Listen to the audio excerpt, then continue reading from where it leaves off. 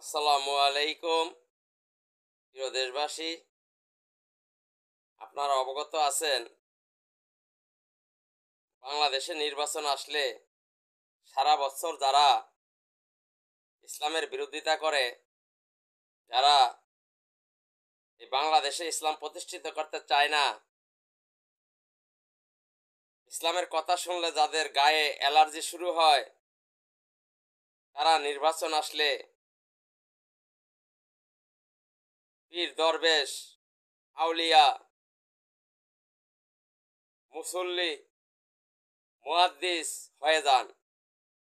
কারণ তারা কি করেন, ওই ইসলামিক সেন্টিমেন্টের লোকগুলোকে তাদের দলে ভেড়ানোর জন্য তারা সাধু বেশে সন্ন্যাসী সাজেন। তারা সাধু বেশে এদেশের মানুষকে ধোঁকা দিতে চান।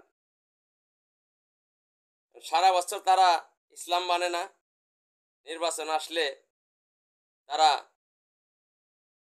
লেবাস ধারণ করে ইসলামের পক্ষের লোকগুলোকে তাদের দলে অন্তর্ভুক্ত করার জন্য তারা বিভিন্ন ইসলামিক কথাবার্তা বলে থাকে।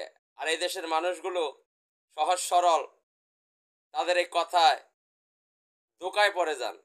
আমি তাদেরকে বলছি, সারা বছর যারা এদেশে ইসলাম চায় না, যারা ইসলামকে নিয়ে বাজে মন্তব্য করে, যারা কটূক্তি করে, যারা বলে শরিয়া আইন চায় না, যারা বলে এই দেশে দক্ষিণাদের উত্থান হয়েছে, যারা বলে মৌলবাদীদের উত্থান হয়েছে, তাদের ধোঁকায় পড়বেন না।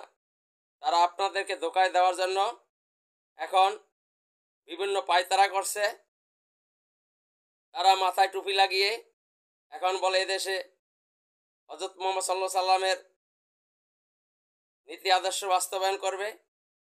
তারা বলে ইমাম মুয়াজ্জিনদেরকে বিভিন্ন ফ্যাসিলিটি দিবে। তারা বলে এখন পীর মাশায়েখ, এদেশে ওলামায়ে কেরামদেরকে সম্মান করা হবে। এগুলো ধোঁকাবাজির কথা।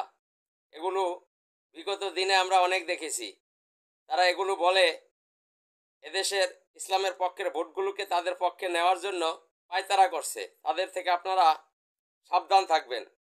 কারণ তারা সারা বছর ইসলামকে বাস দেয়, আর নির্বাচন আসলে তারা সাধু সেজে এদেশের ধর্মপ্রাণ মুসলমানদেরকে ধোঁকা দেয়।